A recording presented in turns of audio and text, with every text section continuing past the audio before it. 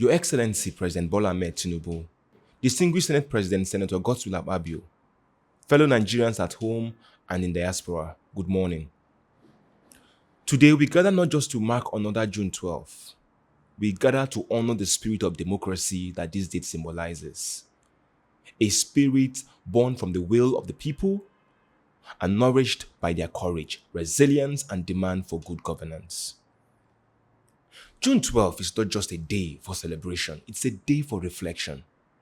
A mirror held up to our democracy, asking each of us leaders and citizens alike, are we upholding the promise of that historic day in 1993? Are we making Nigeria better for the next generation? Mr. Senate President, the answer, if we are honest, is this: not yet. Mr. President, I know that your ministers and advisors will reel out numbers, statistics of growth, road projects completed, and programs launched. I do not speak to dispute every data point they will present or speak to undermine your achievements. This is not about denying what has been done. This is about speaking a different kind of truth. The truth of the lived realities of millions of Nigerians who feel no impact, who see no future, and who no longer believe. Because despite whatever economic figures are shared in the official briefings, this is the state of our democracy. This is the state of our nation. Over 60% of Nigerian youth say they've seriously considered immigration, driven by joblessness and poverty. In 2023, only 28% of eligible voters participated in the presidential elections, marking a significant decline from previous cycles. 73% of young Nigerians do not trust INEC to conduct credible elections. Electoral inconsistencies and misinformation have deeply undermined civic engagement and voter motivation. According to Civicus, Nigeria is rated as repressed. Peaceful protests are violently dispersed. Journalists and activists faced intimidation. The media is stifled. This is not the mark of a healthy democracy. Only 15% of citizens trust the police. A mere 5 to 8% trust government efforts to tackle jobs, inflation, and inequality. The judiciary, meant to be a last hope for justice, is widely seen as compromised. The ruling party continues to consolidate power through defections and court rulings, while opposition forces remain fragmented. The danger of a de facto one-party dominance is real and poses a serious threat to our democracy, Mr. President. Legislative oversight is weak, our Senate President. Major reforms, such as the removal of fuel subsidy and currency unification, are implemented by executive order with minimal public input or legislative scrutiny. Nigeria loses $18 billion annually to procurement fraud, while anti-corruption efforts are seen as politicized and selective. Public trust in governance is breaking down. The average Nigerian receives less than 9 hours of power per day. Per capita electricity use is less than half of Ghana's and just 3% of South Africa. From insurgency to banditry, to separatist conflicts, insecurity persists across regions. Citizens live in fear, while security agencies are often implicated in human rights abuses. This is not a country at ease. This is not a democracy at work. This is a democracy in decline. To save our democracy, Mr. President, Nigerians call on you to do the following. I'm not here today to just lament. Nigerians demand action from you. Constructive, urgent, and resolute action. If democracy is to survive in Nigeria and serve the people who vote, dream, and demand better, then you, Mr. President and Senate President, must take the following bold steps. Our first demand from citizens is that you need to reform INEC to save democracy. The Independent National Electoral Commission is meant to be the impartial umpire in our democracy. But today, confidence in INEC is at an all-time low. Mr. President, Mr. Senate President, we cannot fix Nigeria until we fix INEC. That's why we are calling on you today. to pass constitutional and electoral reforms that guarantee INEC's true independence, ensure appointments to INEC are non-partisan, transparent, and merit-based, mandate INEC to publish polling unit results digitally, promptly, and completely. 2, our demand is that we need to open the democratic space and enable the registration of new parties. A healthy democracy must allow space for new voices and alternative visions. Yet INEC has stalled the registration of numerous political parties without transparency or justification. We urge immediate action to demand from INEC to provide clear timelines and reasons for delayed party registration, to respect constitutional provisions for new political formations, to end the quiet suppression of political competition. Our third demand is we need to reform the budget and stop the fraud. According to budget, the 2025 national budget contains 6.9 trillion in questionable insertions hidden under vague projects. We demand an open and participatory budget process, an end to arbitrary National Assembly insertions, full empowerment of the Office of the Auditor General of the Federation. To my fellow citizens, no one is coming to save us, not even the president and the Senate president. They won't save us. No politician, no leader is coming to save us. Fellow Nigerian, no one is coming to save us. No one is coming to save our democracy.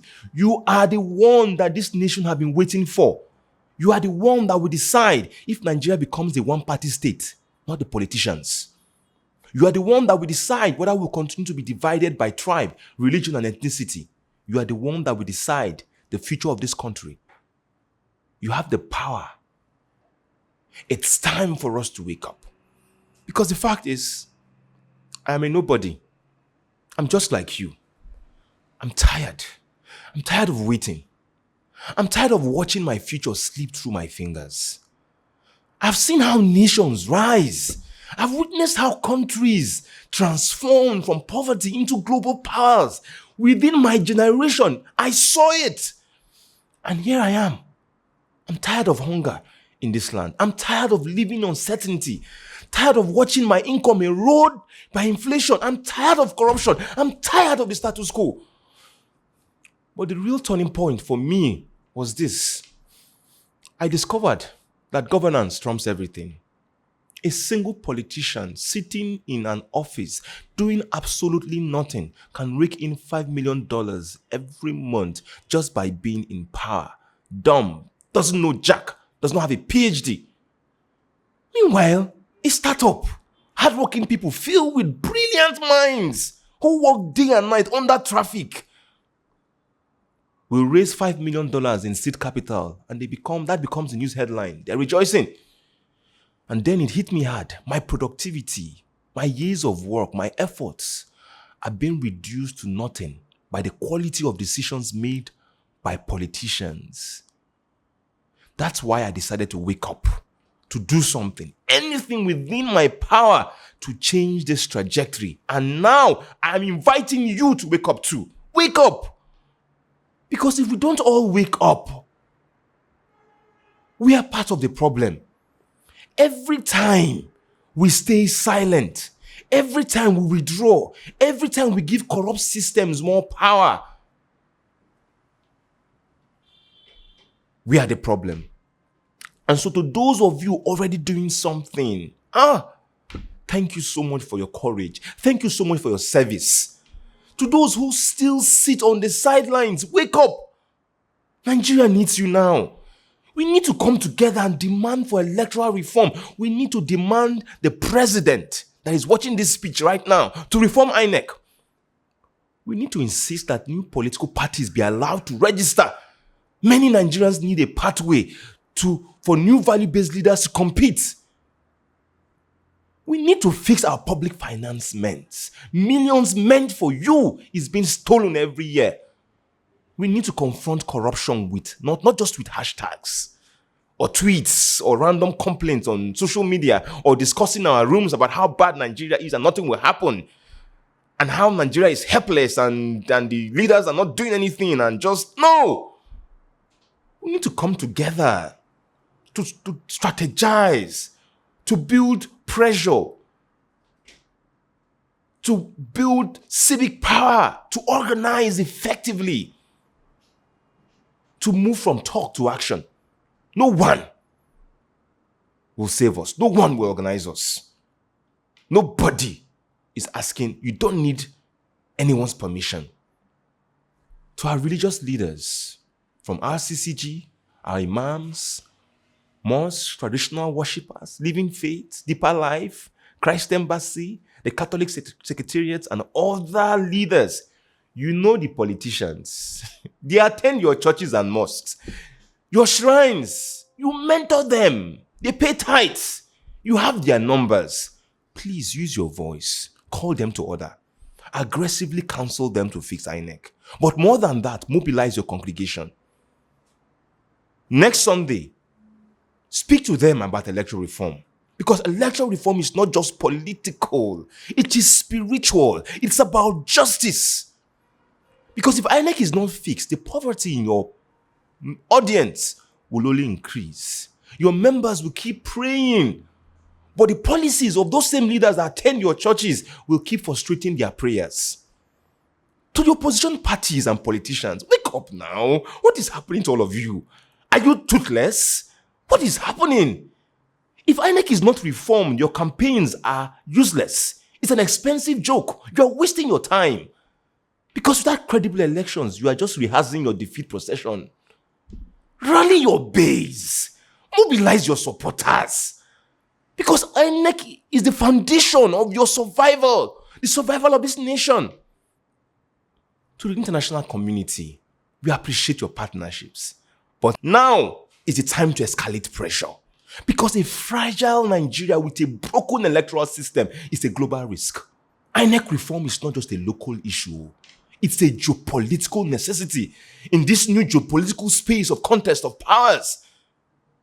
To global institutions, philanthropies, and democracy allies, supporting INEC reform from the grassroots, empowering citizens, is a structural necessity. Because if Nigeria unravels under the pressure of a rigged and chaotic election, it will shake this continent and the impact will reverberate globally. To global partners already doing the hard work to pursue these reforms, thank you so much. To the NGOs, development partners working, we see you. We need more of you. We need to reform INEC yesterday. And to the rest of us, yes, you watching this video, in the club, in the room, on Twitter, wherever you are, you need to move from complaining and start doing something. Start organizing. Start building. Start forming political blocks, voting blocks. Start building voting blocks that reflects your values and priorities. I want you to imagine for a minute that there's a voting block for restructuring and institutional reform. That citizens, we build a voting block. All the students complain about bad education. We build a voting block for better education. We are complaining about budget. Budget is not working in sessions. We built a voting block that says any bad senator or House of Rep member that inserts rubbish in our budget, we vote them out. And we are committed to it. We do it in one electoral cycle. The next electoral cycle, they will not mess us up. We build an anti-corruption voting bloc that we are going to unite. You're in APC, you're in PDP, you're in Labour Party, whatever party you are, you just unite and say, no, they will not divide us by religion, tribe, and everything. We shall just be focused. And we build a voting bloc for anti-corruption. We say we want women and youth to be in government. We want them, Abi. All the women in Nigeria, all the youth in Nigeria come together and build a voting bloc and say our votes will only go to young people. Our votes will only go to women. Simple. And that's something you stick by. And we organize, remind ourselves about our commitment to these voting blocks. Not by movements, but by voting blocks. And these blocks would cut across tribe, religion, class. And then we will now back candidates who meet our demands and vote out those who fail them. On this Democracy Day, it's important to know that none of these things I've talked about is possible On this day, I still want to stress that none of this is possible unless we fix INEC. Because that's the front line. That is the gatekeeper. That is the battle of our generation. That is the battle before the ballot. That is what can transform this nation. Back to you, Mr. President. The Senate President, all the members of the House of Rep, all the members of the Senate. This is your moment. Power is fleeting. Offices are temporary. But legacies are eternal. Beyond the immediate chaos, you have a rare chance. Perhaps you can be the last of your generation to do something that will fundamentally shape the future of this nation for good. Because fixing INEC may not serve your immediate political interests. It may even be something that makes you feel threatened.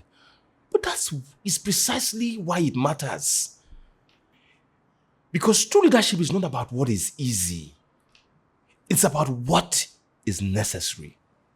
The ultimate sacrifice you can make for this country is to fix the system, even if it threatens your own power. Recommendations have already been made by Nigerians. There are bills before the National Assembly. There are reforms waiting for you to drive. These reforms need your political will. If you don't know where they are, we have them. Visit fixedinec.org. You would see a coalition of bills. Citizens demand actual amendments to the constitutions that needs to be enacted. Reports that you need to pay attention to. Because the question is not whether it can be done, Mr. President. The question is not whether we can fix INEC. The question is, will you do it? You will not be remembered for the number of roads you commission or the ribbon cuttings ceremonies you preside over. You will be remembered for the institutions you build or fail to build. Whether you strengthened our democracy or protected and even cultivated and nurtured a broken system. This is your June 12th moment. This is your place in history. Etch your name in stone, not with speeches, but with action. Fix INEC. Fix our budget. June 12th was not about power. It was about people, their will, their dignity, their right to choose. The best way to honor that legacy is not with parades or with pageantry, but by fixing the very systems that have failed those people. Fix INEC. Register new parties. Reform the budget. History is watching. The people are watching. And the future is listening. Let June 12th mean something again, not just in memory, but in action. Thank you, and may God bless the Federal Republic of Nigeria.